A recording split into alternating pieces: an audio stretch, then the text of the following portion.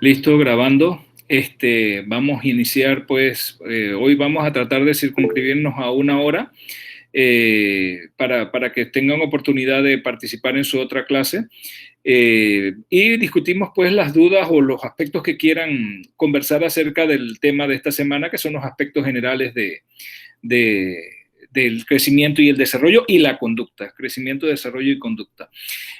Así que, bueno, eh, abrimos el periodo de preguntas, ya está, o de conversación, de intercambio, ya está grabándose la sesión y en este momento hay 29 de ustedes en conexión. Me imagino que en los próximos minutos se irán uniendo los demás.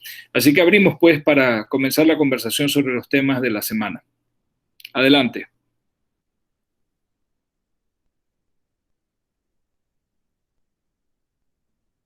Nadie tiene ni nada que preguntar sobre los temas de la semana. Buenos días, doctor. ¿Me escucha? Hola, buenas tardes. Sí, ¿cómo no, Catherine? Dígame. Bueno, en realidad era como una observación que cuando estaba viendo la clase, las diapositivas, me pareció muy interesante esa Sí, diferencia que hay entre el término crecimiento y desarrollo, porque en realidad yo sí sabía, ¿verdad?, lo que eran, pero nunca me había puesto a pensar en como la gran diferencia que hay entre los términos, porque usualmente uno los asocia. exacto. Eso que dice que el crecimiento es individual y es pues cuánto crece el niño pues cada año, y desarrollo es algo más social, algo que depende del círculo de la familia, de su círculo social. Y me parece interesante pensar que de repente pueden haber niños con un crecimiento adecuado, pero con un desarrollo inadecuado. Entonces Totalmente de acuerdo. eso me pareció bastante interesante porque es cierto. Yo lo veo la realidad y con niños que conozco en realidad, y es cierto, y me pareció bastante interesante esa diferencia. Tiene toda la razón, Catherine. Y nuestra labor como médicos de atención primaria enfocados en la salud y en la prevención debe ser precisamente a intervenir cuando nos damos cuenta de que hay un niño que no es, créanlo, no es por negligencia, no es que los papás no quieran, a veces por desconocimiento, que el niño está bien, está creciendo bien, lo cuidan, entre comillas, bastante bien, pero la parte de estimulación del desarrollo no está siendo adecuada porque los papás, muchas veces padres jóvenes, se dejan llevar por mitos y por creencias que inculcan los abuelos y una serie de cosas y cometen errores en la crianza, errores en la estimulación del desarrollo, y entonces el desarrollo uno comienza a ver que no marcha adecuadamente. Y ustedes podrían preguntarse, y si lo relacionan con las páginas que le dije que leyeran del libro de evaluación del desarrollo este, Vigilancia del Desarrollo según AYEPI y las mismas guías, ustedes se pueden preguntar, ¿este niño tiene algo biológico que esté afectando en el desarrollo? Y generalmente no van a encontrar nada. Ese niño está, entre comillas, sano desde el punto de vista biológico, está creciendo bien y todo, pero entonces, ¿qué está fallando? ¿Dónde está el factor de riesgo? El factor de riesgo es familiar o social. No solamente puede ser necesario, cuando hablamos de familiar, no solamente es el papá y la mamá, sino todo lo que rodea a esa familia nuclear. A veces la familia viven más personas en la casa, no solamente papá y mamá, o si hay algún hermanito, sino vive algún abuelo, alguna abuela, tíos, y todo eso, todo ese grupo familiar está influenciado por prácticas de la comunidad, creencias, la cultura comunitaria, que como veíamos la semana pasada en el IEPI comunitario, esa cultura, esas prácticas de la comunidad permean hacia la familia y pueden llevar a malas prácticas en la crianza y en la estimulación del desarrollo del niño. Entonces, la labor como nosotros, como médicos nuestra, es tratar de intervenir y cambiar esas prácticas. Hacerlo individualmente con cada familia, obviamente uno tiene que dar orientación y consejería, pero cuando uno comienza a notar que hay prácticas en una comunidad que me están afectando el desarrollo adecuado de los niños, entonces ahí entraría la parte comunitaria, o sea, trabajar a través de la comunidad, porque se me hace muy difícil ir familia por familia, sino tratar de cambiar prácticas comunitarias. Y me voy a agarrar de ese comentario de Catherine para comentarles sobre el artículo que había acerca del maltrato y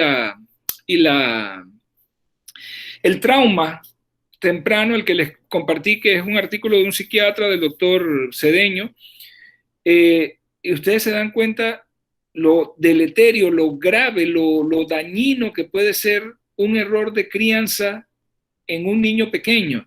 Es decir, maltratar no necesariamente tiene que ser maltrato físico, maltratar desde el punto de vista psicológico, desde el punto de vista de apoyo, decirle al niño, tú no sirves para nada, eres malo, eso va dañando. Y miren, yo creo que eso es un punto importante que ustedes deben tener en cuenta. Mucha gente piensa que el daño es solamente de la esfera psicológica, es decir, que tiene que ver con el comportamiento, con la conducta, en cuanto a la forma en que el niño se adapta y la respuesta al estrés. Pero si leen bien el artículo que publica el doctor, no es solamente el daño, no es solamente la parte funcional, hay daño físico. Hay daño estructural en el cerebro cuando se dan este tipo de situaciones. Y luego ese niño, cuando crezca y sea papá, probablemente va a cometer los mismos errores. Podríamos ponerlo de esa manera, no es por voluntad propia, sino que le está siguiendo un modelo. Y está siguiendo un modelo que aprendió, sí, pero además tiene un daño estructural en su sistema nervioso central que evita, a menos que haya una intervención, que evita que él pueda manejar la situación de crianza adecuadamente. Entonces, así como habíamos hablado, como les hablé en la presentación del círculo de la pobreza, la desnutrición, el hambre y la afectación del desarrollo, acá también es un círculo vicioso de maltrato, violencia, que luego entonces se va replicando de generación en generación. Y yo diría, ojo, puede que no solamente se replique, sino que se amplifique ese círculo, y por eso quizás, y lo comentaba el doctor en su artículo, porque hay varios autores que han esbozado esa hipótesis y que han aportado pruebas sobre eso, que quizás el aumento subjetivo que ve uno, y que también hay evidencias estadísticas que así lo demuestran, de más violencia en el mundo, de más intolerancia, probablemente tenga que ver con esto que está pasando en la primera infancia. Es que en la primera infancia se programa una serie de cosas desde el punto de vista físico, biológico y psicológico para el futuro. Entonces, tenemos un trabajo importante que hacer como médicos, y es tratar de orientar, tratar de aconsejar, de guiar a esos papás, sobre todo esos papás jóvenes que carecen de herramientas, que desconocen muchas veces cómo poder ellos hacer para criar mejor a sus hijos. Pero eso requiere que nosotros entonces veamos todos estos aspectos y veamos el crecimiento, el desarrollo y la conducta como algo integral. No solamente se trata de alimentar bien al niño, no solamente se trata de cuidarlo, sino que se trata de darle cariño, de corregirlo adecuadamente. Cuando hablamos de crianza, es importante entender el concepto de disciplina, que yo les decía que el problema a veces es que la gente entiende disciplina como disciplina, hay que darle rejo, hay que castigarlo porque se porta mal. Eso es lo que la gente entiende por disciplina. Eso no es disciplina, eso es castigo. Disciplina es ir estableciendo pautas, límites al comportamiento adecuados a el nivel de desarrollo del niño. Pero entonces ustedes me podrían preguntar, y eso lo vamos a ampliar un poquito más cuando veamos crecimiento y desarrollo del lactante, pero ustedes me podrían preguntar, y doctor, ¿y entonces cómo se le pone disciplina a un niño de 8 meses? Si él no entiende y todo. Ajá. La disciplina a un niño pequeño se le pone estableciendo rutinas. Las rutinas crean hábitos, y los hábitos a la larga se convierten en disciplina. ¿Qué rutina le podemos establecer a un niño de 8 meses que luego se convierte en un buen hábito y se estructura dentro de su disciplina? Horas bastante fijas para comer, horarios de comida. Por ejemplo, ya un niño de 8 meses, eso lo vamos a ver también cuando veamos alimentación en el primer año de vida. Un niño de 8 meses ya come papillas de cereal. O sea, él debe saber que, por ejemplo, lo ideal es que todavía toma teta. Si él se despierta a las 6 de la mañana y lo primero que va a querer es pegarse a la teta de mamá, ok, perfecto, eso está muy bien. Pero a golpe de 7:30, él debe desayunar. Mamá le debe preparar su papilla de cereal, o la persona que lo cuida, porque si mamá trabaja, no va a estar mamá, pero la persona que lo cuida, su papilla de cereal, y se le puede dar trocitos de pan o trocitos de tortilla asadita para que él vaya acostumbrado. Esa es su hora de desayuno, 7:30 de la mañana, tempranito. ¿Para qué? Para que me dé chance que a las 9 o 9:30 le estoy dando su merienda de media mañana, que es fruta, y él no jugo, tiene que comer fruta. Luego al mediodía, 12 en punto, 12:15 por ahí, su almuerzo que un niño de 8 meses puede ser que si el arrocito con lentejas mezcladas y lachitas de carne, o purecito de verduras y vegetales con carne, todo, pero o ya a los 8 meses o 9 meses puede comer pasta, pero tiene una hora de comida. Luego a media tarde, como a eso de las 2:30 o 3, puede comer su merienda de media tarde, que puede ser unas frutas con yogurt o alguna cosa así, pero él va teniendo su horario. Y a la cena, 5:30 o 6, está cenando. Y cuando mamá viene del trabajo, si es que mamá no es la que lo cuida y todo, entonces en la noche toma teta, ¿no? Y esa es su comidita de antes de dormir, ¿no? Y luego a dormir. A esa edad ya no debe pararse por la noche a estar mamando, ni estar molestando, ni nada. Si se despierta, uno va y lo ve. Pero eso es crear rutinas, y las rutinas a la larga se convierten en hábitos, y los hábitos a la larga se convierten en disciplina. Entonces, los que tienen sobrinos, los que tienen familiares pequeñitos, ¿cuántas veces ustedes ven que los papás saben eso y lo aplican de esa manera? Muchas veces no lo hacen no porque no quieren, muchas veces no lo hacen porque nadie les ha explicado que es importante establecer esas rutinas para luego crear hábitos que se convierten en una buena disciplina.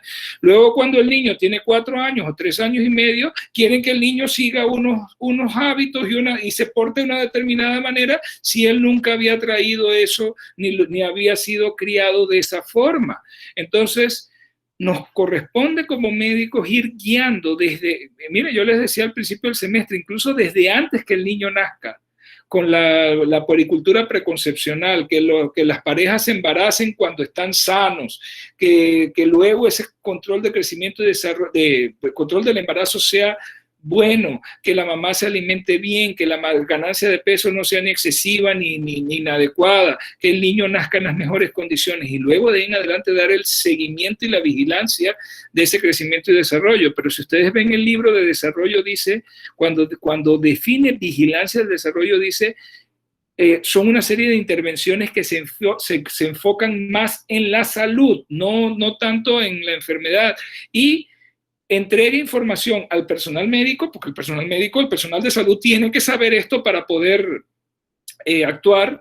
Entrega información a gente de la comunidad para que apoye a las familias, y obviamente a la familia. Entonces, es un proceso dinámico, pero nuevamente el sistema de salud tiene que cambiar para enfocarse hacia eso. Nuestro sistema de salud lamentablemente no está enfocado así. ¿Por qué? Porque es un sistema no enfocado en la salud, sino en la enfermedad.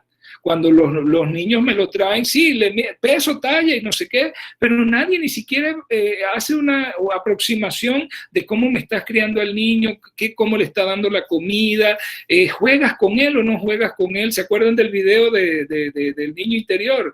Que el mensaje era que había que jugar. Juegas con tu hijo, le dedicas un ratito a estar ahí con él, ya los niños un poquito más grandecitos, te vas al piso con él, juegas, todo. Eso los médicos tenemos que preguntarlo, porque es parte del desarrollo, del crecimiento y desarrollo integral sano que va a llevar a una buena conducta. Si no hacemos eso, no lo vamos a lograr. Entonces, miren que no podemos ver esto, a pesar de que los tenemos como ejes temáticos y temas que van uno a continuación del otro, realmente todo está interrelacionado. Lo que vimos de la metodología comunitaria es detectar cuando dentro de la comunidad hay prácticas inadecuadas en la crianza de los niños, tratar de modificarlas desde la comunidad, pero hay que hablar con los papás. Hay que hablar mucho con los papás. Ya hay varias intervenciones en el chat, déjenme ir leyendo para ver. Doctor, ajá, sí. Diga. Yo como aporte quería decir, Angélica. Bueno, yo tengo 2 hermanos menores. Ajá. Y pues mi mamá trabaja lejos, ella trabaja en la comarca. Ajá. Y pues a mí me tocó pues, crecer con ellos, es decir, verlos desde que nacieron hasta ahora que están grandes, ¿no? Ajá. Y sí, los acostumbramos a los dos, entre mi abuela y yo, que se le hiciera un horario y aparte de ese horario crear el desapego. ¿En qué forma? Exacto. En que ellos supieran que, por ejemplo, el niño, que es el más pequeño, que a la hora que se levantaba, pues él tenía su mamadera y tenía que esperar hasta la siguiente mamadera, pero no a una, o sea, tan pegadas las horas. ¿Por qué? Porque hay muchos niños que los crían que apenas lloran hay que darle la mamadera. Y eso es una mala crianza. ¿Por qué? Porque cuando los padres tienen que volver a su trabajo, porque siempre a la madre se le da una licencia. Cuando la madre vuelve al trabajo, qué difícil es para la empleada poder conductarlo nuevamente. Entonces, aquí no solamente le crea un problema al padre, sino también a la empleada, porque el padre dice, no, es que esa empleada me lo cuida mal, pero sinceramente es porque le ha dado una mala crianza que ahora le toca a ella poder sobrellevar ese problema. Claro, porque no se establecieron rutinas. No es lo mismo un bebé de menos de 2 meses al que yo sí le doy, sobre todo si toma teta nada más. Ahí la indicación es que le den teta cada vez que él quiera, pero ya a un niño de 3 meses se le puede ir estableciendo, volvemos nuevamente, mire, el término que usan los psicólogos especialistas en desarrollo es establecimiento de rutinas. Ellos se acostumbran a las rutinas y las rutinas con el tiempo se hacen hábito. Y cuando ya el hábito se asienta bien, eso entra a ser parte entonces de la disciplina. Ya usted no tiene ni que enseñarle a ese niño cómo hacer las cosas porque él ya viene habituado a hacer las cosas de esa manera y lo acepta de esa manera. Pero es un proceso gradual y suave, sin imposiciones, sino que se va logrando, se va logrando, se va logrando. Entonces, eso evita también la frustración posterior y la frustración muchas veces lleva a maltrato. Y eso ahí tenemos que verlo, ¿no? Entonces sí, así es. Lo importante aquí es ir entendiendo que la crianza es un continuo desde que el niño nace en adelante y hay que intervenir activamente, los padres tienen que intervenir activamente en establecer patrones de crianza. Y por eso les mencioné en la presentación también los diferentes patrones de crianza que uno debe identificar y cuando son negativos, actuar y cambiarlos, ¿no? Joanelis preguntaba... Doctor. Ajá, sí, un momentito, nada más que esta pregunta, Joanelis, Sí, para disculpe. Ok, está bien. Ajá. Joanelis dice que si el daño cognitivo que es reflejado en el niño a causa de maltrato psicológico puede ser revertido, aunque sea a largo plazo. A largo plazo es más difícil, es más fácil a corto plazo si yo detecto el daño e intervengo. Y el doctor lo mencionaba ahí en el artículo, intervención temprana. Si al niño hay que sacarlo del hogar en donde está, porque esa familia no es posible que cambie su forma de ser, porque hay delincuencia, hay violencia, hay toda una serie de cosas, ni modo, habría que sacarlo, pero lo ideal sería sacarlo y ponerlo inmediatamente en un hogar donde se le brinde protección, cariño, cuidado y todo. Ahí es donde está la parte difícil. Pero si podemos trabajar con los papás, y que ellos vean el problema que tienen y el daño que están causando y cambien la actitud hacia una actitud de más protección y cuidado y todo, sí podemos revertir, quizás no al 100%, pero mientras más temprano se haga la intervención y más completa sea la intervención, porque incluso se requiere intervención profesional. Esos niños cuando van creciendo deben ser vistos por psiquiatría de niños y adolescentes, por psicología, y se hacen intervenciones de diferente tipo dependiendo de lo que se encuentre, de lo que se diagnostique, y se les da seguimiento. Y esos niños logran revertir gran parte de los problemas. Eso tiene mucho que ver con el término de las metas del desarrollo integral, la resiliencia, ¿se acuerdan? De sobrepasar situaciones negativas y lograr ser una persona productiva, de bien. Ok, sí se puede, pero necesitamos hacer la detección oportuna y la intervención temprana. Si uno hace la detección tardía, pues sí le puedes ayudar a ese paciente con psicoterapia, con terapias cognitivos conductuales y todo, pero el resultado no va a ser tan bueno. El resultado es mejor si lo hacemos temprano. Maylicín quería preguntar, dígame Maylicín, ¿cuál era su duda? Sí, sí, doctor. Lo que quería consultar tal era que, por ejemplo, si hay muchos niños en una familia y digamos que Ajá, uno de ellos tuvo una crianza que era permisiva y sí, que sabemos que más adelante, si el niño no hace lo que él quiere, forma el berrinche, pero sí, tiene, digamos, un hermanito en ujú, donde él sí es criado de una manera diferente, pero al ajá, final cuando van creciendo, el más pequeño toma el ejemplo del otro. Entonces, qué aprende. difícil es que a pesar de que fueron criados de manera diferente, cuando están más grandes, es muy difícil controlarlos sin evitar llegar a golpes, gritar, mostrar correa para ver si él aprende o entiende que no debe hacer tal cosa. Entonces, yo siento que ese puede ser la dificultad que tiene la mayoría de los padres, Sí. cómo lograr hacer entenderlo sin llegar a ese límite. Ese sería mi pregunta y mi aporte, doctor. El problema, Mailicín, es que cuando tratamos de hacer eso ya con un niño más grandecito, ya es tarde. Ya ahí es donde viene la frustración y por eso les decía, y la frustración generalmente, si mal manejada por los papás, lleva maltrato, porque ya no saben qué hacer con este Exacto. chiquillo, que no sé qué, que por aquí, que por allá, pero lo que no se ponen a reflexionar es por qué el chiquillo es así. El chiquillo es así por cómo Así es. Ajá, exactamente. Entonces yo cada vez que veo a un niño con problemas de conducta, yo soy un poquito indulgente con el niño, en el sentido de que el niño no tiene la culpa de ser así. ¿Me explico? Él fue criado Sí, de esa manera. ¿Ve? Ahora, vamos a poner un poquito más compleja la cosa. Recuerden, tanto el crecimiento como el desarrollo y el desarrollo de la conducta tienen características dinámicas y diferenciales. Entra en juego el temperamento del niño. Y hay niños difíciles. ¿Ok? Hay niños difíciles. Hay niños suaves, facilitos de manejar, que eso usted le dice vamos por aquí y ellos van por ahí. Pero hay niños que desde el día uno, desde que salen del útero y todavía se van de la casa y todavía los papás no saben qué hacer con él o con ella, porque son la horma del zapato, ¿no? Es difícil, usted les dice por aquí, ellos por allá, usted les dice verde, ellos dicen azul, usted les dice vamos a comer, ellos se van, pues es el temperamento de cada uno, o sea, cada uno de nosotros tiene un temperamento y eso también tiene cierta influencia genética. Cuando hay gente así en la familia, niños así en la familia, busque algún tío o alguno de los papás o el abuelo y todo, dicen acá el término, cosas así, este fulano sí es arregionado, caramba, que es como él dice y que no sé qué. Bueno, es que hay algo hereditario también ahí, pero eso es parte del temperamento.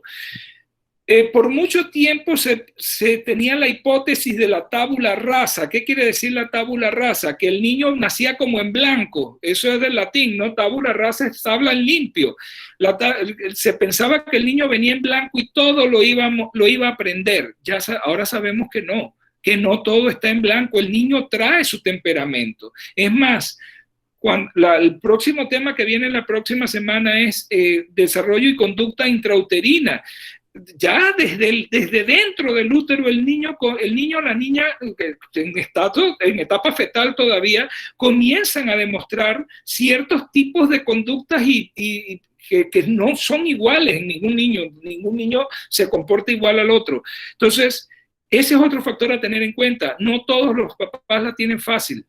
Y a veces en familias donde hay 3 hijos, ¿qué pasa? Hubo 2 muy fáciles de lidiar, como dicen los abuelos. Antes, fulanito, ella es fácil de lidiar, ella hace caso y todo. Pero de los 3, 2 bien y uno que hasta que provocas agarrarlo a cocorronazos a veces, porque este chiquillo que no sé qué, que por aquí, que por ahí. Entonces, por eso les digo, la frustración de los papás hay que saberla manejar y hay que darle herramientas a los papás para que manejen la frustración, porque la frustración puede llegar a veces al maltrato, porque a veces los papás se colman y a veces no es tanto por errores de crianza ni nada, sino porque les toca confrontarse con un chiquillo que es terrible, que le pone peros a todo, que se opone a todo, que desde chiquitos, no es que, y como bien dice, de verdad, uno no llega a entender por qué si los otros niños fueron bien criados, ¿a este qué le pasó? Simple y sencillamente que él era diferente. Él no hacía caso, no era tan dócil como los demás. Entonces, ahí es donde están las diferencias. Pero sí, Maylicín, podemos encontrar diferencias porque la diferencia puede ser en la crianza, pero también las diferencias pueden ser internas, interiores, intrínsecas del mismo niño que no sigue la autoridad como debe ser. ¿Okay? Entonces, todo eso hay que tenerlo presente cuando evaluamos niños. Doctor, buenas tardes. Entiendo, doctor, gracias. Yo tengo una pregunta. Dime. Doctor, Sí, yo tengo una pregunta. ¿Qué pasa con esos padres que por lo menos tienen 2 hijos? Uno puede ser como de 4 años y usted sabe que al pasar del tiempo llegan a tener otro, pero la otra es más pequeña. Entonces empiezan a darle toda la atención a la más pequeña y le gritan a la otra, o sea, la regañan por todo. ¿Cómo se puede manejar ese tipo de padres que pueden llegar incluso hasta a pegarle, pues porque se frustran, pero con la más chica no tienen ese problema? Al contrario, son amorosos, son cariñosos. Entonces la niña va quedando, la más grandecita va quedando como con ese recelo y empieza a actuar de una manera para llamar la atención. Y es cuando el padre ahí reacciona y le pega o ya es como un poco más grosero con la niña y la niña va creciendo pues como resentida contra el padre. ¿Cómo se puede manejar con el papá pues o con la mamá? Es normal, totalmente normal que un niño o niña sienta celos cuando viene un hermanito. Es normal, y pónganse a pensarlo. Recuerden, estamos hablando de niños que todavía están en proceso de desarrollo y todo, y viene este chiquillo, esta chiquilla nueva a quitarme toda la atención que tenía yo, sobre todo cuando eran hijos únicos, eran los primeros, y después viene. Es normal los celos. Entonces nosotros acá en pediatría, y eso es bueno que lo haya preguntado porque ustedes lo pueden hacer también, se comienza a manejar desde el embarazo con el niño que está, explicándole que viene un hermanito, que viene una hermanita. Hay ciertas tretas, trucos que uno usa. Por ejemplo, el chiquito o la chiquita que está en casa tiene un regalo para su hermanita que va a llegar, pero la hermanita también trae un regalo, porque ella viene de nueva a la casa y trae un regalito. O sea, es tratar como limar asperezas para disminuir esa sensación de celos. Eso es normal y eso los padres lo pueden manejar. Pero la otra parte que usted está diciendo sí es preocupante y sí la he visto. Los papás que ¿cómo decirles? Se quedan tan deslumbrados por el bebé o la bebé nueva que casi que me desplazan a la niña más grande o al niño más grande. Eso es injusto. La niña o el niño siguen necesitando cariño, atención, afecto continuo. Entonces ahí sí tenemos que hablar con los papás. Ellos, por más enredados que estén con la bebé o con el bebé, tienen que sacar minutitos para dedicarle atención a el más grandecito o la más grandecita, porque ella sigue siendo un niño o una niña, ¿no? O sea, hay que darles atención. Entonces ahí sí podemos actuar nosotros como médicos y aconsejarle a los papás, tienen que dividir el tiempo. Y cuando mamá está dando teta y no puede acá, entonces papá se encarga de el grande o de la grande y juega con ella y todo y le da tiempo de calidad para que no haya esos choques y esos celos. Pero hay que manejarlo. El problema es que, vuelvo y le repito, uno piensa que la gente sabe esto, no lo saben. Nosotros tenemos que convertirnos en consejeros, decirles a los papás, se van a enfrentar con esto, van a tener esta dificultad, pueden manejarla de esta manera o pueden manejarla de esta manera, pero irles dando herramientas para que ellos vayan mejorando la situación. Otro punto ahí muy cerquita a lo que pregunta Kathleen. ¿Qué pasa si yo converso con los papás, pero yo noto que hay como reticencia a escuchar mis recomendaciones y todo? Recuerden que nosotros también tenemos herramientas como equipo de salud, tenemos salud mental en el centro de salud, por lo menos debiéramos tener un psicólogo o una psicóloga en el equipo o una enfermera de salud mental. Concertemos una cita con el equipo de salud mental para que me orienten a los papás. No todo lo tengo que hacer yo como médico, sino que cuando yo detecto algún tipo de problema, pues pido ayuda, pido al equipo que me venga y me ayude a manejar ese caso difícil. Incluso después, entre el equipo acá, se puede discutir el caso. Trabajo social puede ir a la casa con la enfermera, hacer una visita domiciliaria a ver cuáles son las condiciones que hay en la casa, si es que hay situaciones económicas que están presionando a los papás, diferentes cosas para poder entonces tener una perspectiva más amplia de qué puede estar pasando en esa familia y cómo los podemos ayudar.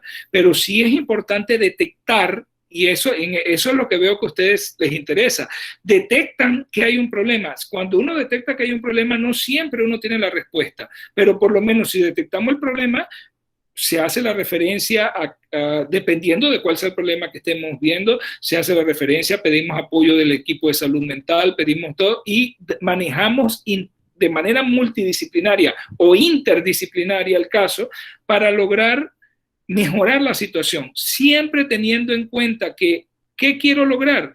Lo mejor para el niño o para la niña, las mejores condiciones posibles para que el crecimiento y desarrollo y la conducta sean las mejores, sean las óptimas. Entonces, si lo vemos con esa perspectiva, podemos ayudar bastante. Pero lo importante es tener la sensibilidad para captar el problema. El gran problema que tenemos, la gran deficiencia que tenemos en nuestra atención primaria es que la gente pasa esto por alto, ni siquiera se meten en eso, ni siquiera preguntan si hay problemas de disciplina o de conducta en la casa. Nos centramos nada más en lo biológico, en el modelo biomédico, es decir, vemos si el niño está enfermo, no está enfermo, si está cómo está el peso, cómo está la talla, pero ni siquiera preguntamos un poquito más allá. Eso es lo que yo quiero que ustedes no vayan con esa perspectiva, vayan con una perspectiva más amplia, que a ustedes les preocupa cuando vean un comportamiento, la mamá trata duro al niño cuando está en la consulta y todo, ¿por qué le habla así? ¿O por qué lo habló de esa manera? Vamos a conversar un poquito de eso, no juzgándola y no culpándola, sino viendo cuáles son los factores de la dinámica familiar que podrían estar fallando y en los cuales nosotros podríamos intervenir, no para censurar y todo, sino para ayudar a esa familia a criar mejor a sus niños, ¿no? Que es lo que a la larga queremos. Acá dice... Doctor, Ajá, yo quería, sí. hacer un aporte. Más que todo, pues, es en parte una experiencia personal, pues, pero creo que está muy ligada con lo que usted hablaba al principio, que eran estas cadenas generacionales donde había una crianza que en realidad, de cierta forma indirecta, había maltrato psicológico, ¿no? Ajá, y claro. bueno, les quería compartir que mi mamá fue una mamá joven, ¿me entiende? Entonces, creció desde muy pequeña en un ambiente o en una familia donde todo era muy restringido, ¿me entiende? Mi abuelo era de una mentalidad muy cerrada, donde, por ejemplo, no se podía salir con los amigos porque ya esto estaba mal, donde no, o sea, la mujer que se abría el huequito de la oreja, eso estaba mal, pintarse los labios, ponerse una tobillera, ¿no? Entonces, ella hablándome a mí en todo este tiempo donde, pues, estuvimos creciendo, mi hermanito y yo, ella hablando con su experiencia, nos contaba todo eso, pues que ya pasó, mi papá, mi abuelo, pues era muy restrictivo en todos los sentidos. Entonces, en el momento, exacto, en el momento no era no porque después te pasa algo, no, era no porque no. Como usted decía, entonces hay que explicarle por qué hay que cuidarte a esta edad para que tú no andes saliendo por ahí hasta tal hora, ¿me entiende? Entonces, ella nos contaba que cuando ella llegó acá a David, porque vivía ahí en Changuinola, ¿no? Ella dice, como usted decía, como todo el mundo se deslumbró, ¿no? Con todo lo que había acá de oportunidades, ¿no? Entonces fue como que dice, yo misma me abrí los huequitos de la oreja, yo me puse mis tobilleras, entonces creas ese sentir de rebeldía, ¿no? En el niño, todo lo contrario de lo que tú querías, apenas sale de tus manos, porque no va a estar en tus manos todo el tiempo. Entonces, lo interesante de todo esto, pues, y que me llama mucho la atención, es el cambio que mi mamá hizo, porque como usted decía, esto es generacional en la mayoría de los casos. Y al momento de ella tenerme a mí, a pesar de tenerme a los 21 años, ser una mamá relativamente joven, ¿no? Ella me decía que, ok, va a salir con sus amiguitos al cine hasta tal hora porque puede pasar esto y tú apenas tienes 13 o 14. Entonces, el cambio radical que hizo ella, porque pues obviamente ella hubiera podido seguir con la crianza que le dio mi abuelo, ¿no? Pero pienso que eso va en como usted decía, en la resiliencia, ¿verdad? Que tenga el niño de soportar esas adversidades aún en el tiempo de la crianza y después poder hacer el cambio, pues, porque ella en verdad hizo el cambio con nosotros. Mi mamá es una mamá bastante permisiva, ¿no? Con sus límites, con sus reglas, y si hay algo que se dice no, pero hay de repente una explicación para eso. Entonces, pues son cosas que están relativamente cerca de nuestros hogares, de nuestros familiares, y a veces no lo sabemos, pues. Y pienso que tú puedes criar mejorando con todas las experiencias que tú has vivido, ¿no? Y algo sorprendente que me llamaba mucho la atención era lo que decía el artículo del maltrato psicológico y cómo había Sí. pérdida en la materia gris. Y yo quedaba como impactada, porque a veces uno piensa que en realidad las palabras que tú le dices al niño no le afectan, o cómo influyes en él, pues a veces uno piensa que es irrelevante, pero cómo en realidad a nivel neurológico tiene un impacto, ¿no? Las reacciones en Bien resonancia fuerte. magnética funcional sobre la amígdala, sobre la ínsula que les describe él ahí en un estudio, se dan cuenta que es estructural, es funcional y tiene implicaciones incluso neurocognitivas posteriores. Entonces sí, miren, la crianza es delicada. Y uno está programando no solamente la parte biológica, sino también la parte psicológica y conductual a largo plazo.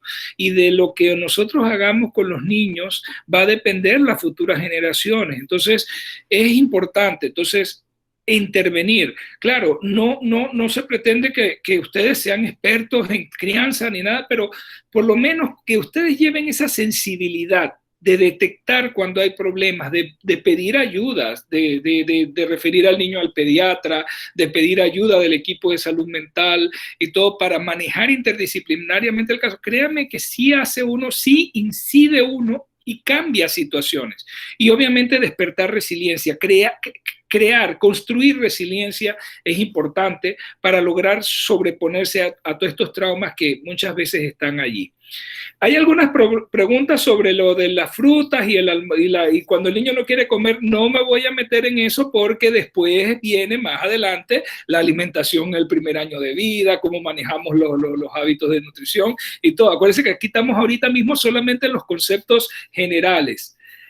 Franklin dice que muchas veces sucede que los padres duermen al niño todo el día y luego en la noche no quieren dormir. Claro, si el niño, eso es parte de lo que decíamos de establecer rutinas. A medida que el niño vaya creciendo, yo tengo, ya cuando tiene 3 meses, 4 meses, 5 meses, yo debo mantenerlo estimulado en el día para que el niño tenga más actividad y luego duerma más en la noche. Pero si el niño se la pasa durmiendo todo el día, ¿cómo va a dormir en la noche? Entonces, ay, es que este niño no duerme, no me deja dormir y no sé qué, que por aquí, que por allá. Claro, no estamos estableciendo las rutinas correctas y eso hay que explicárselo a los papás.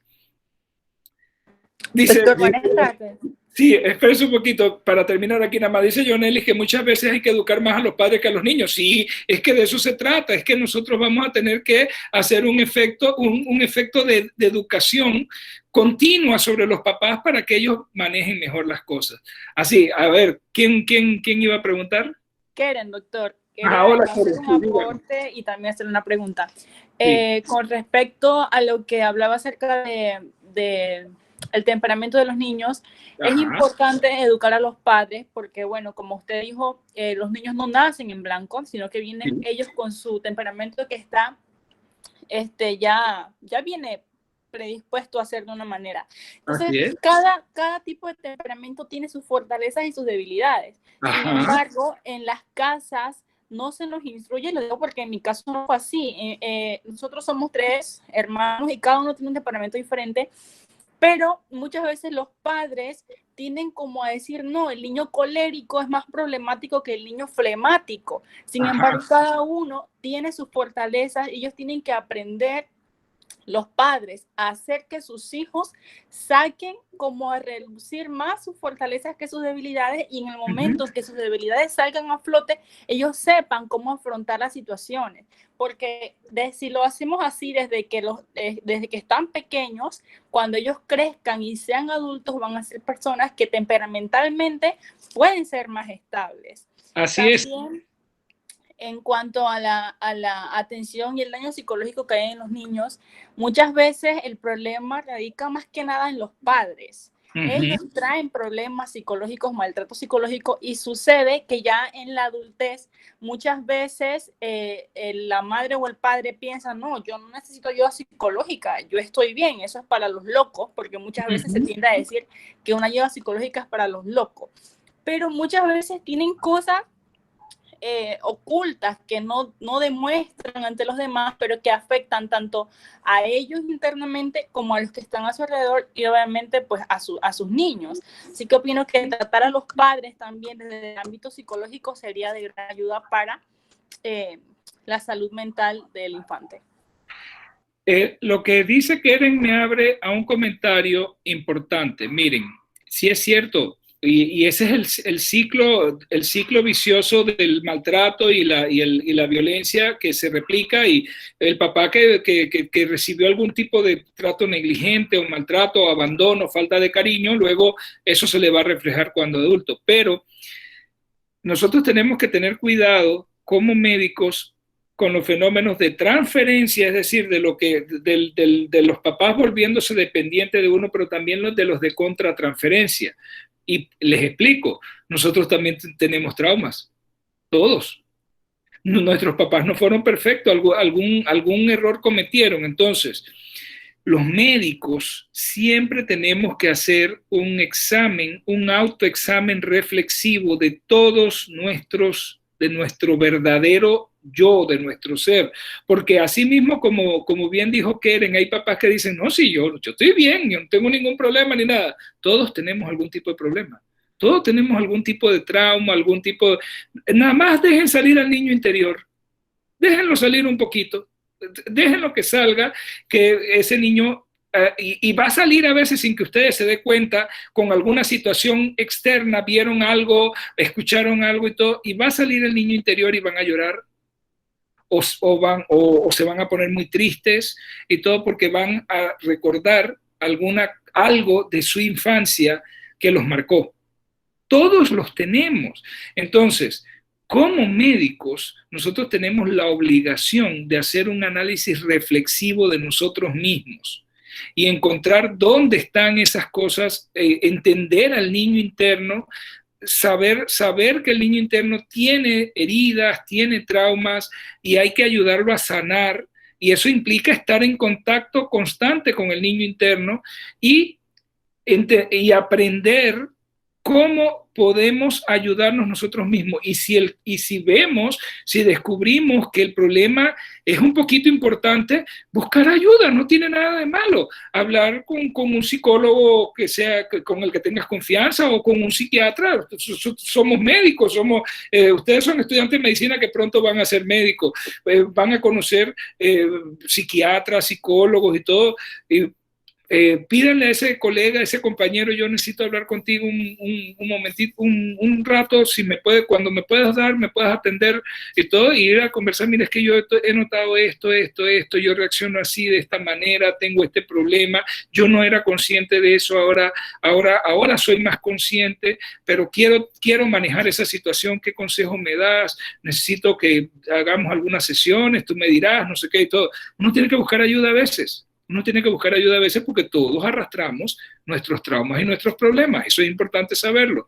Yo creo que les comenté por ahí en un comentario, una publicación que les hice, que a alguien que preguntó algo, que el doctor Carl Gustav Jung, el famoso hechicero de Zurich, uno de los pioneros del psicoanálisis, él era psiquiatra, psicopatólogo y uno de los pioneros del psicoanálisis después de Freud, decía que si usted no hace consciente lo inconsciente, o sea, si no aflora la conciencia lo que es inconsciente, el subconsciente va a dominar su vida y usted lo llamará destino.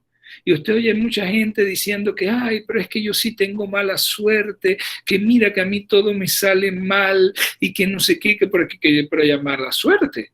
¿No será que usted tiene ciertas formas inconscientes de actuar que lo llevan a que sus resultados no sean los que usted quiere? Hágalos conscientes, busque dónde está el problema. Eso requiere análisis reflexivo profundo. Todos los médicos tenemos que hacer eso. Todos los médicos tenemos que hacer eso. Los médicos tenemos que conocernos muy bien, porque nos vamos a enfrentar con situaciones en la consulta donde nuestros traumas van a salir a flote.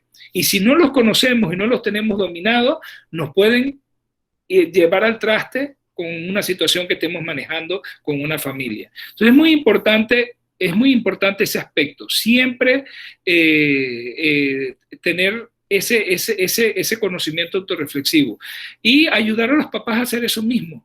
Todo padre debe hacer eso antes de convertirse en padre. Lamentablemente a veces los hijos no los planean, no son planeados y surge la situación y se enfrentan a una paternidad cuando no están listos para hacerlo. Pero esto es muy importante para poder entonces evitar caer en los errores, como dice Keren, en repetir los mismos errores que se han venido repitiendo por generaciones y que se vienen amplificando, que es lo peor. Buenas noches, doctor. Hola, Yelisa. Yo quisiera hacer un aporte acerca del artículo de la evaluación del niño, ¿Sí? en el que existen algunos mitos en el que hablan sobre la fontanela, muy bien conocida como la mollera. La mollerita. En que hablan de que con simplemente soplarla, el niño mágicamente dejará de llorar, o que sobarla, el niño va a crecer mucho más.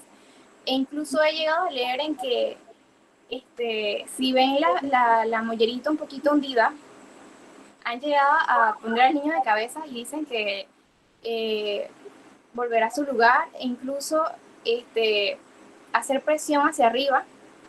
Y pienso que son cosas preocupantes, este tipo de mitos, porque una simple charla con un profesional idóneo que les explique cuál era la función de este hueso en un recién nacido, e incluso hasta durante su desarrollo, hasta los 12 meses, así tal como las campañas estas en que previenen lo del síndrome del niño sacudido. Ajá. Son cosas que se pudieran solucionar al acudir con un experto en salud. Es que ese es el punto, y eso es lo que yo quiero que todos ustedes sean conscientes del potencial valor que tienen para mejorar la crianza de los niños en las comunidades, si ustedes se involucran un poquito más en estos temas. Y vuelvo y les repito, es que eso actualmente generalmente no ocurre.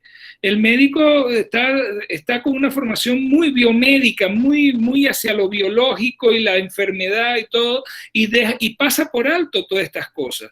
Y a la larga, el niño queda a merced de lo que sepan sus papás, que muchas veces son, como dice Yelisa, una serie de mitos y cosas que no tienen ninguna base real, y con base en esos mitos crían a sus hijos. Entonces, hay que actuar, nos corresponde actuar, nos corresponde actuar desde el nivel individual, familiar, pero incluso desde el nivel comunitario, cambiando prácticas que hayamos detectado que existen en la comunidad y que van en contra de la buena crianza y del buen crecimiento y desarrollo de los niños. Entonces, es un proceso complejo, pero que tenemos que tener el compromiso de hacerlo. Pero para poder hacerlo, tenemos que tener estos conocimientos de los que estamos hablando. Yo estoy seguro que ustedes nunca habían leído nada a profundidad acerca de todas estas cosas que estamos tratando ahora. Fíjense, el artículo de la importancia del trauma y todo. Todo el mundo piensa, no, eso es, el niño quedó con cierta frustración y todo, queda con daños estructural por el producto del maltrato. Entonces son cosas que uno tiene que saber, tiene que leer para poder entonces actuar. Dalesca dice que ¿cómo se procede o se trata a los padres que celebran las palabras obscenas de los niños? Ok, eso, créanme que cuando ocurre eso, no solamente están siendo permisivos con las palabras obscenas, hay otro tipo de permisividad. Ahí lo que hay que cambiar es el estilo de crianza de los papás y enseñarle el daño que le están haciendo al niño. Pero ahí, como muchos de ustedes ya han dicho, el problema no es el niño, el problema son los papás. Y a veces no son los papás, a veces son los abuelos.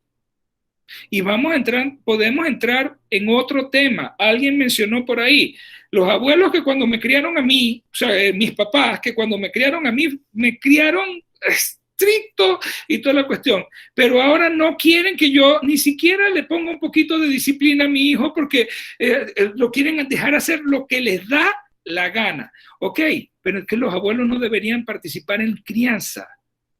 Yo lo digo en broma y en serio, los padres están para criar y los abuelos para malcriar. Yo lo he dicho varias veces, si Dios me llega a dar la bendición de tener nietos, a mí no me pidan que los discipline. Yo me voy con ellos para cualquier, quiere un chocolate, coge chocolate. Yo voy a ser el abuelo, yo no soy el papá, mi responsabilidad no va a ser criarlos. Mi responsabilidad va a ser ser el abuelo bonachón, ¿ves? Entonces, ojo con esto, hay abuelos que toman la responsabilidad de criar nietos.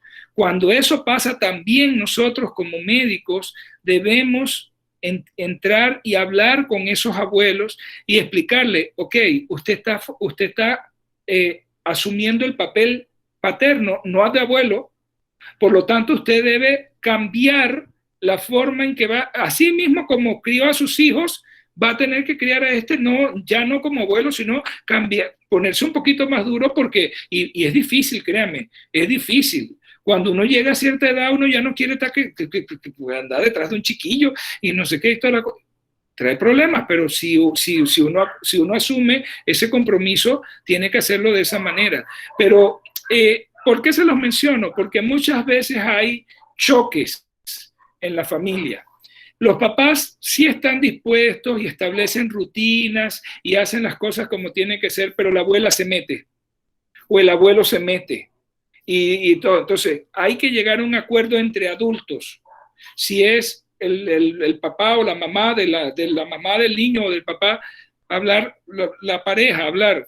Papá, mamá, mire, yo sé, usted quiere mucho al niño, es su nieto, su primera nieta, su primer nieto y todo, pero nosotros necesitamos que usted nos coopere para hacer las cosas bien con el niño, con la niña, para mantener las rutinas, porque si no, el que va a sufrir o la que va a sufrir a largo plazo es la niña. Entonces, eso se conversa entre adultos, tiene que haber una conversación de adultos y es una especie de negociación. Y sí, está bien, mientras comparte tiempo con abuelo o con abuela, puede que uno permita ciertas licencias, pero no podemos romper las rutinas y los esquemas que ya hemos establecido como papá para poder ir creando esos hábitos y esa disciplina que necesitamos a largo plazo. Entonces, ese es otro punto importante con los adultos de casa, porque a veces nada más no está papá y mamá, puede que haya un tío o una tía también que viva ahí en casa. Hay que llegar a un acuerdo entre adultos y explicar que cuando las reglas se ponen, todo el mundo hace cumplir las reglas, no solamente papá y mamá. No papá y mamá van a ser los malos y los demás son los buenos de la película, y cuando papá y mamá no están, los demás dejan que el niño o la niña hagan lo que les da la gana. No, eso está mal, porque a la larga entonces lo que entramos en un conflicto de autoridades y echamos a perder lo que se haya ganado. Entonces tiene que haber conversaciones entre los adultos, procesos de negociación entre los adultos por el bien de los niños, y en eso uno puede ayudar a intervenir. Buenas noches, doctor. Quisiera dar mi aporte con respecto a lo de la crianza. Bueno, en lo personal, mi mamá, ella prácticamente nos crió sola, y mis abuelos pues nos tenían que cuidar a veces, muchas veces pues. Ajá. Y bueno, en parte yo estoy como un poquito en desacuerdo con usted, porque si, por ejemplo, un abuelo que cría en parte a sus nietos, ellos saben que si ellos malcrían en darle cosas que ellos saben que les puede hacer daño, por ejemplo, una golosina en el almuerzo, por ejemplo, en vez de comer alimentos balanceados, saludables, les dan golosinas con flake y cosas así. Bueno, mis abuelos sí me decían, usted tiene que comer, y se tiene que comer también los vegetales, la carne, todo. Y bueno, en eso yo como que estoy en desacuerdo un poquito con usted, porque si las cosas, ¿cómo explicarlo? O sea, son como normas que están hechas en la casa, y no es por molestar, como decían mis abuelos. Esto no, yo no lo hago para molestarte, sino que esto es por tu bien. Y bueno, muchas veces también, como usted dice, los abuelos les gusta estar mimando a los niños, dándoles chocolatitos y cuestiones como esa, y de verdad que muchas veces las autoridades chocan, pues, porque, oye, como usted dice, que el niño va a decir, los demás son buenos porque me consienten y mis padres pues me regañan por hacer algo que con los demás está bien. Pero Así bueno, es. en lo personal, cuando yo me portaba mal o hacía algo que no debía, mi abuela agarraba el registro y coja lo suyo. Y yo le Pero pego por tal cosa, porque no no me hizo caso. no estamos en desacuerdo, José. Estamos totalmente de acuerdo. Lo que pasa es que sus abuelos asumieron el rol que les correspondía asumir, ¿ve? Pero lamentablemente no todos los abuelos asumen ese rol. Cuando uno va a estar muy ligado con el nieto, cuando yo me refiero al abuelo bonachón, es el abuelo que no está criando al nieto. Es el abuelo que va y lo ve, lo visita y se lo trae y lo lleva y lo pasea y todo. Eso no hace ningún daño que el abuelo en ese momento sea el abuelo bonachón, pero es que no es el abuelo encargado de la crianza, ¿me explico?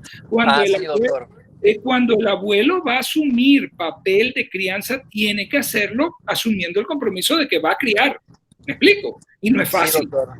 No es fácil.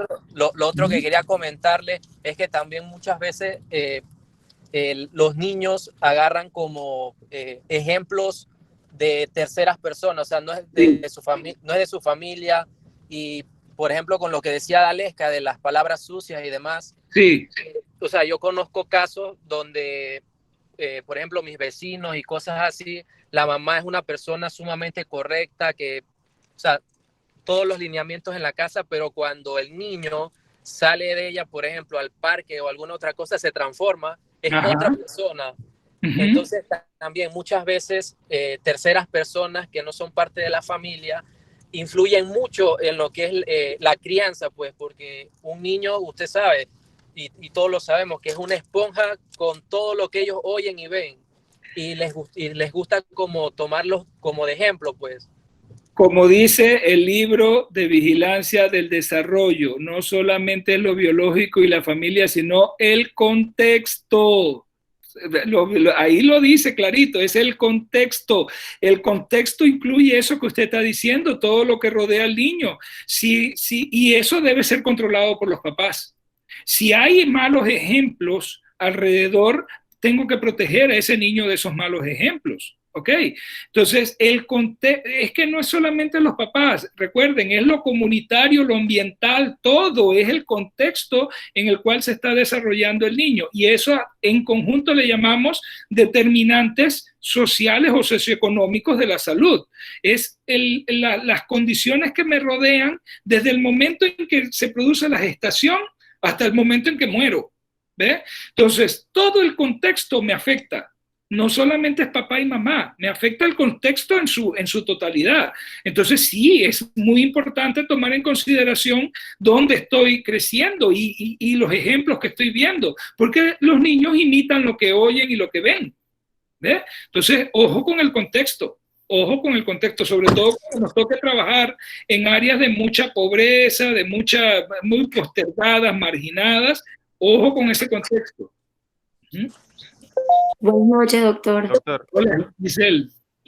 Bueno, mi aporte sería que me parece muy curioso esa parte del autoconocimiento, nosotros que queremos llegar a ser médicos, porque en mi caso, también en una sola casa se ven diferentes tipos de crianza. Y es que en cada clase yo hago retrospectiva con mi infancia y cada cosa pues que encuentro y trato de recordar cómo fue conmigo. Y en la parte de la crianza yo tuve una crianza, la mezcla de una crianza permisiva con una crianza autoritaria. Entonces, también no solamente uno tiene que ponerse a pensar o ver en los niños que no tienen tal vez solo la crianza autoritaria, siempre tal vez la mamá es de una manera, el papá lo cría de otra forma, y tratar de con ellos llegar a un equilibrio, porque tampoco es que ningún extremo es bueno. Así es. Que es bueno conocerse también uno para tratar de entender cómo es la crianza de los demás. y que los adultos lleguen a acuerdos. Usted bien lo dice, Giselle, si el papá piensa de una manera, la mamá piensa de otra, y con la ayuda de uno, ellos pueden llegar a un acuerdo, pero tienen que abrirse para escuchar, y no, que las cosas no son como yo digo y como yo quiero, sino que hay que buscar ese punto intermedio donde, y ahí es donde uno puede ayudarlos, ahí es donde uno puede indicarles es que eso es mucho, está yendo mucho hacia el extremo, hacia acá, y tampoco puede ser hacia el otro extremo, hay que buscar un camino intermedio. Y obviamente los papás tienen que participar activamente en ese proceso, pero tienen que deponer acciones. ¿Por qué? Porque normalmente no hay esos acuerdos, y usted lo describe muy bien. El papá es de una manera y la mamá de otra. Entonces, errores que se cometen en la crianza. La mamá no es que sea totalmente permisiva y todo, sino que bueno, y ella y todo. Pero cuando hay algún problema, ahora que viene tu papá, le digo para que les dé rejo. O sea, ¿cómo queda el papá? ¿Cuál es el papel del papá en esa relación familiar? ¿Cómo creen ustedes que crece el niño o la niña viendo a papá? Si todo lo que había en la mente desde que estoy chiquito es que papá viene a darme rejo.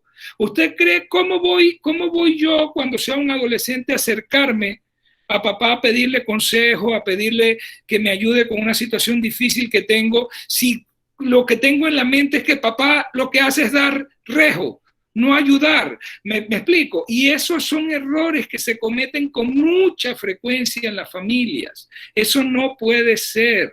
No puedes poner a un papá, una mamá buena y papá malo, o al revés, papá bueno y mamá mala. No puede ser. Todos tienen que ir por el mismo camino, todos tienen que estar de acuerdo en cómo se va a dar la crianza. Miren lo complejo que es, y ayudar en esto no es tan fácil. Y ya le digo, cuando ustedes ven las cosas complejas hay que pedir ayuda al equipo de salud mental que nos ayude a salir del problema. Doctor, yo tengo una pregunta. Sí.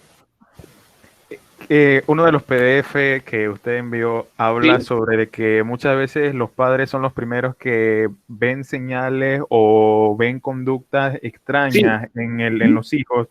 Sí. ¿Cómo se puede orientar o abordar con unos padres que tienen un niño que muestra varias conductas de autismo, pero ellos no quieren aceptarlo para poder buscarle una ayuda? A los primeros que hay que buscarle ayuda es a ellos. O sea, ellos tienen que ir. Si usted nota el comportamiento y a usted le llama la atención, hay conducta de bloqueo social, mala conducta comunicativa, el niño no se comunica, no establece contacto, y es un niño de más de un año y todo, y a usted le parece, esto pareciera un trastorno del espectro autista por las características que están ahí en el libro,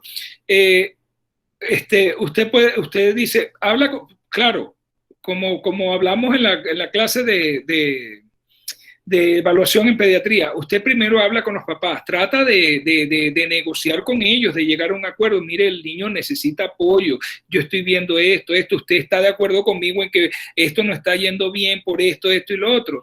Vamos a darle apoyo al niño. Si los papás se niegan, entonces vamos a darle apoyo a los papás.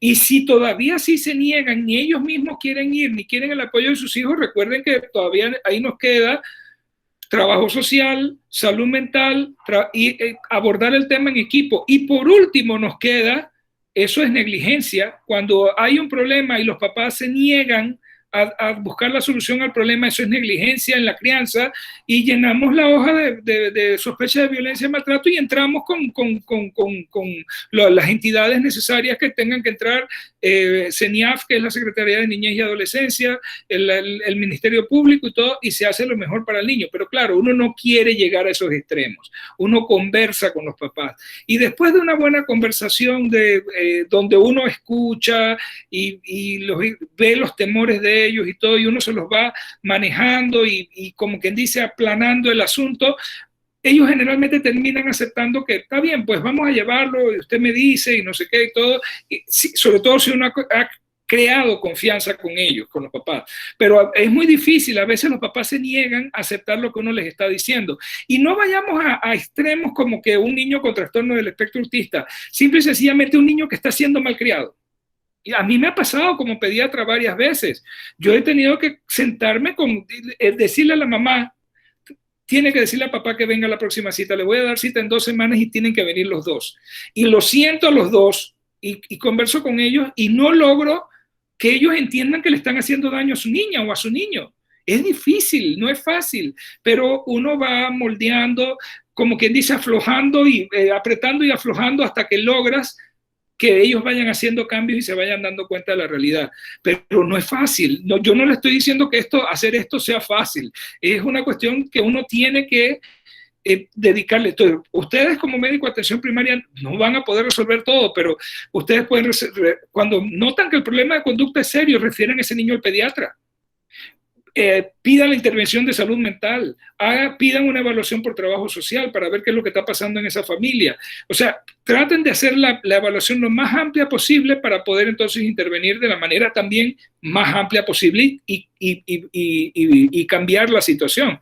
Porque, no, créanme, estas son cuestiones muy humanas, no es fácil. Y hay gente que dice, usted no me va a decir a mí cómo voy a criar a mis hijos.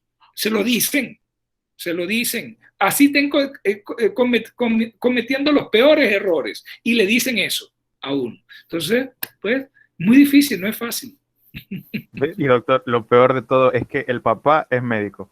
Ah, caramba, peor todavía. Y se le ha dicho varias veces y ambos comentan de que no, el niño, su conducta es porque él es así de normal ya. Muestra conductas así de que, como decía el libro, de que ordena los juguetes, pero no juega, hace sonidos, el mismo sonido muchas veces en el día, no conversa, y lo tienen ahí en la nariz, no se dan cuenta, pero cuando ven hijos ajenos con cosas similares, ahí sí dicen, ese niño tiene problemas, pero no ven el suyo. Y encima, peor que es médico y no ve que su hijo tiene el problema. Así es, lamentablemente es así.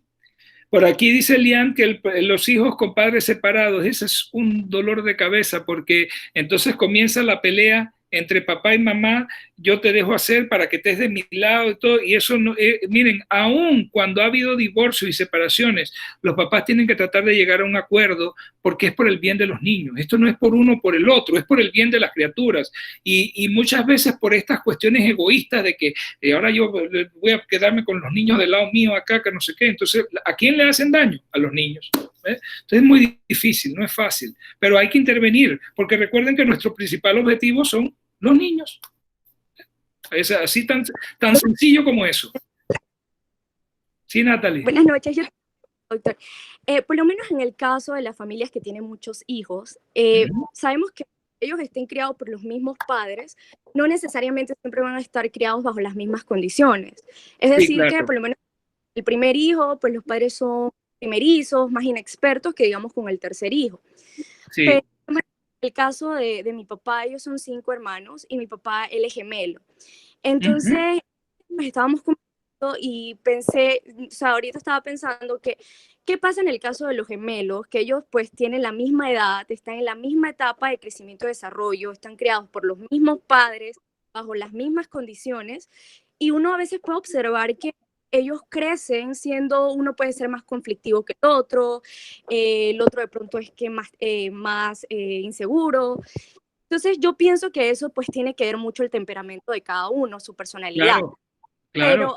Pero también siento que, bueno, así como mencionaba Keren, yo siento que, bueno, si bien es cierto, los padres nos crían y nos moldean, yo siento que ellos también pues deben ajustar su crianza a la personalidad y temperamento de cada uno para sacarlo. Por supuesto que sí, por supuesto que sí.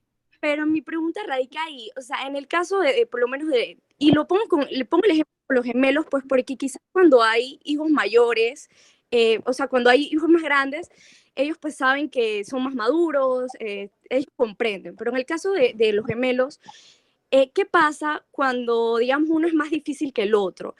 ¿Cómo hacen los padres para ajustar su crianza? Es decir, que por lo menos los niños se dan cuenta de eso, pues que los padres son más permisivos con uno que con el otro son más rigurosos, entonces los niños se dan cuenta de eso y ahí es donde empiezan a cuestionar a los padres.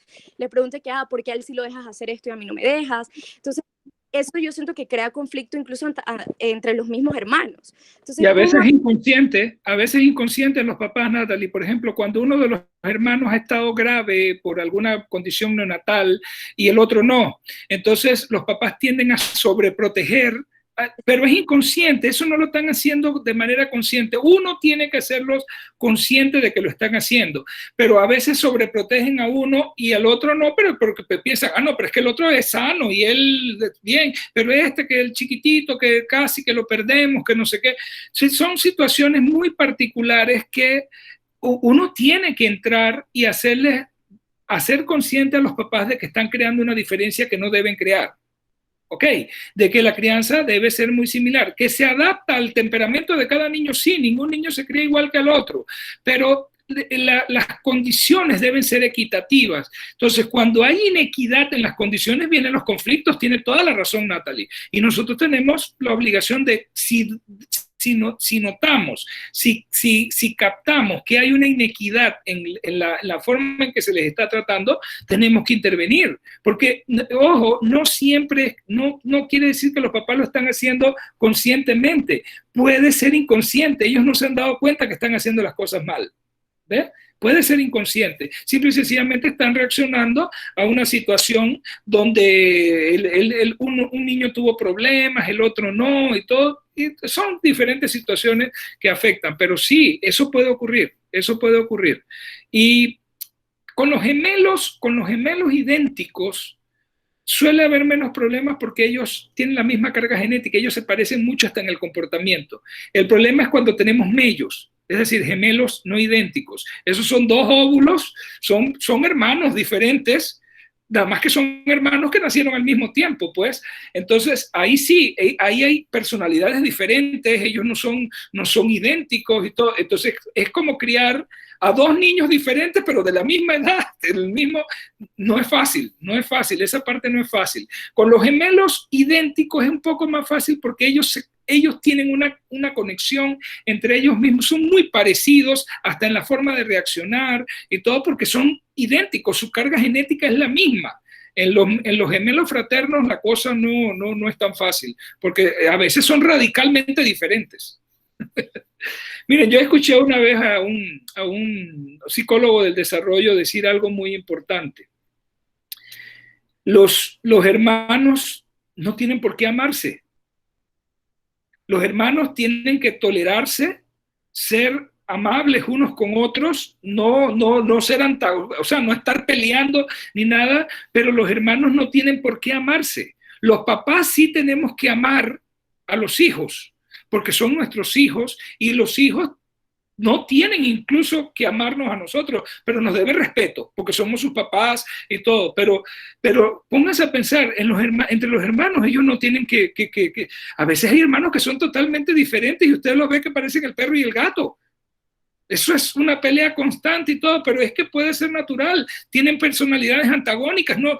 Lo que usted tiene que enseñarle a sus hijos es a que se toleren, a que sean comprensivos y que aprendan a hablar uno con el otro y a negociar y todo, porque pueden tener personalidades muy diferentes. Ahora, que claro, se crían en la misma casa y todo, van limando asperezas, que más adelante se quieran mucho y se protegen uno con el otro y todo, eso viene y usted lo puede ir estimulando y desarrollando poco a poco, pero no crea que eso es natural. O sea, analícenlo, ¿es natural que un hermano se sienta fin? No, sí puede ser, a veces es totalmente diferente a mí, y a mí no me gusta cómo hace las cosas, y es cochino. Entonces, ven a lo que me refiero, no es fácil el ámbito familiar, pero los papás tienen que mediar en todas esas situaciones y criar. El deber de los papás es criar. Y tienen que hacerlo bien.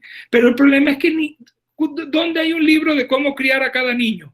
Imposible, cada niño es diferente. Y no vienen con manual de instrucción debajo del brazo. Hay que dilucidarlo a medida que van creciendo. Doctor. Ajá. Y a veces los padres intentan obligar a sus hijos a querer. Tienes que querer a tu hermano porque es tu hermano, pero no me gusta cómo es él, pero tienes que quererlo. Yo en ese caso...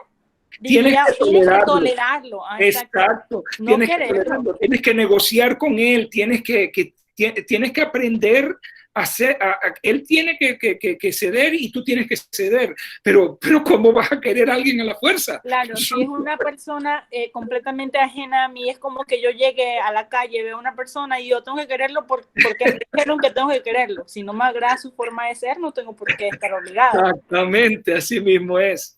Así mismo es. Entonces esos son mensajes que uno tiene que tener claro, y en la crianza eso es importante. Entonces por eso les digo, hay mitos que hay que derribar, cosas que no son como realmente pensamos que son. Bueno, muchachos, vamos terminando por hoy porque ustedes tienen una clase y yo tengo una reunión ahora a las 7 también con la facultad. Para el domingo de 4 a 5 van a tener creo que sí, de 4 a 5 está programada la prueba. A las 4 se va a abrir la prueba corta, así que tienen una hora para realizarla. Son 10 preguntas de seleccionar la mejor respuesta, así que no les va a tomar mucho tiempo para que hagan la prueba corta de la semana entonces. Y nos vemos entonces la próxima semana. El lunes tienen el material de la quinta semana entonces en Classroom. Hasta luego. Gracias, doctor. Hasta luego. Muchas gracias, doctor. Hasta luego, doctor. Buenas noches, doctor. Buenas noches, doctor. Gracias.